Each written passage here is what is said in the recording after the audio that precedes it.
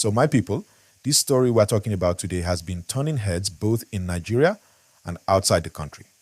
It started after former US President Donald Trump made a very strong statement about what he called the mission to eliminate terror in Nigeria.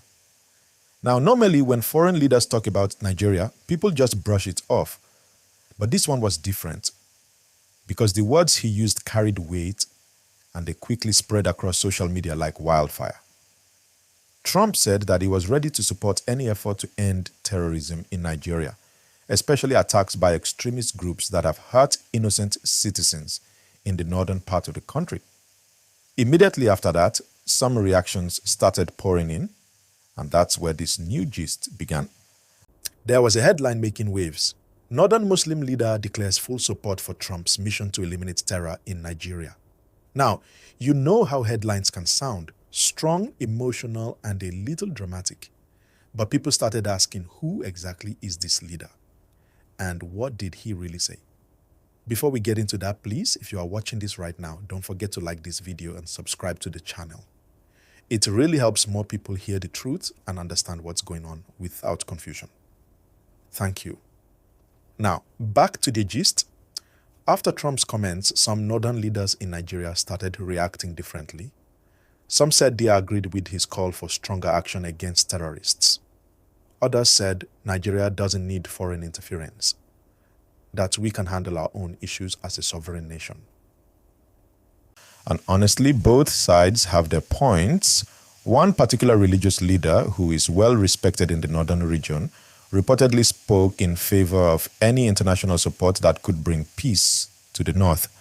He didn't exactly say, yes, Trump should send troops, but he emphasized that ending terrorism should be a shared goal for everyone, Muslims, Christians, and all Nigerians.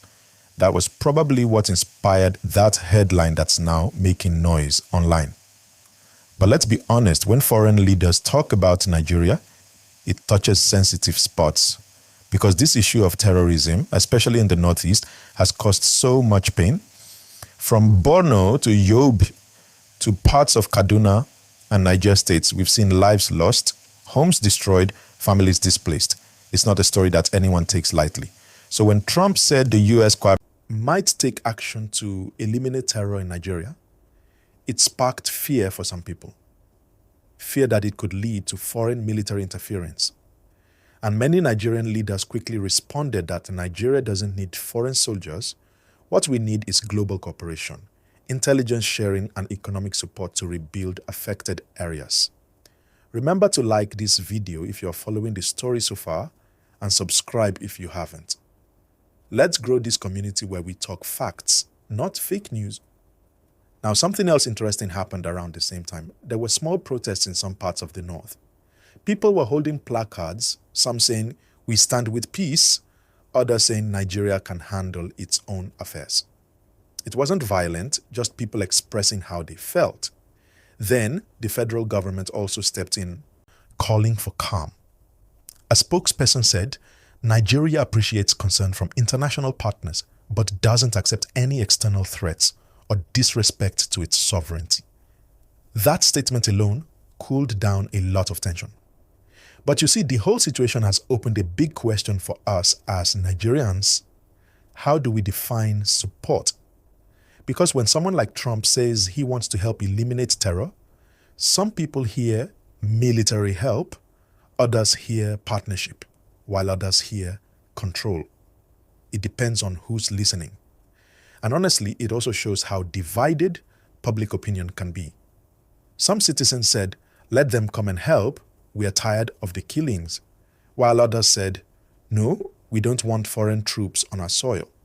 And both opinions are coming from pain, from fear, and from a deep desire for peace. As all this talk was going on, religious and traditional leaders started giving their perspectives. Some northern Muslim clerics said clearly that the issue of terror in Nigeria is not about religion, that extremists are enemies of both Islam and Christianity. They reminded people that Muslims have also been victims of attacks in the north, so nobody should turn it into a religious battle. That point is very important because over time, some international media outlets have tried to paint what's happening as religious war, when in truth, it's terrorism, pure violence against humanity, and it affects everybody.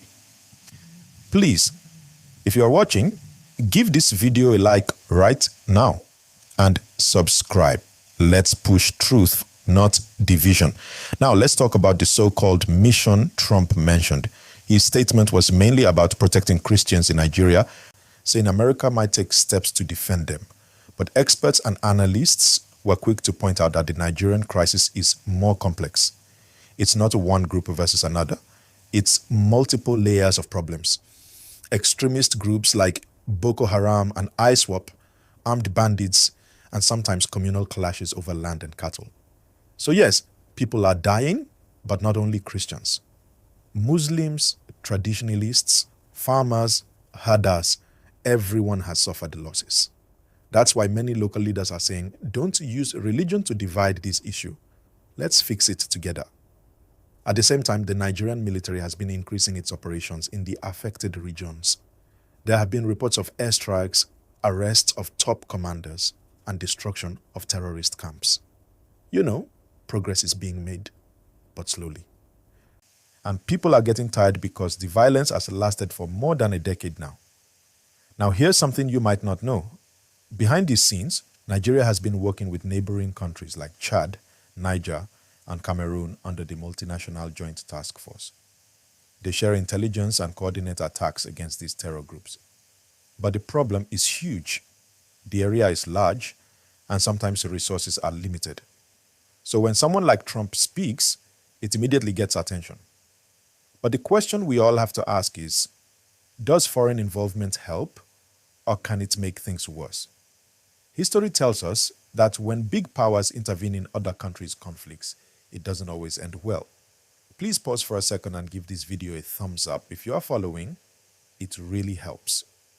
Now, coming back to the northern leader part of this gist, many people online started asking, who exactly is this leader that declared support for Trump's mission?